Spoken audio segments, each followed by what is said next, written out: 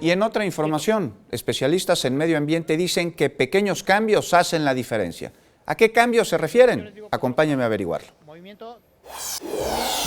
El abuso en el consumo de los combustibles fósiles ha provocado que el clima a nivel global esté cambiando y para disminuir el efecto de los contaminantes es importante realizar acciones locales. La Ciudad de México se ha distinguido en el ámbito mundial por implementar medidas que disminuyan los contaminantes en la zona metropolitana, lo cual se ha podido medir de manera efectiva. Eso es cierto.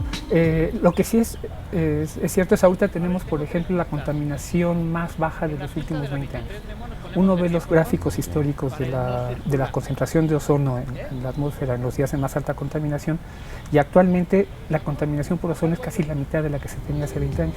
Aún con estos resultados, seguimos teniendo contingencias ambientales de forma frecuente, pero es para proteger la salud de los ciudadanos. Seguimos teniendo muchas contingencias porque los niveles críticos para decretar contingencias han ido bajando también y desaparecieron la fase de precontingencia.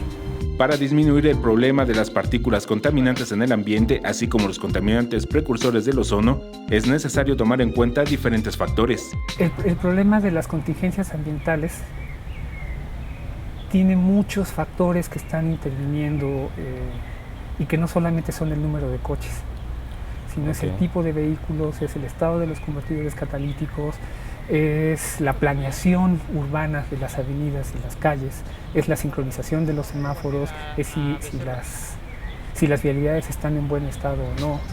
Usar menos el vehículo, reducir el consumo de energía eléctrica y separar de manera adecuada la basura pueden ser acciones muy locales, pero a largo plazo pueden marcar la diferencia en el cuidado del ambiente. Alberto Álvarez Santana, 21 Noticias.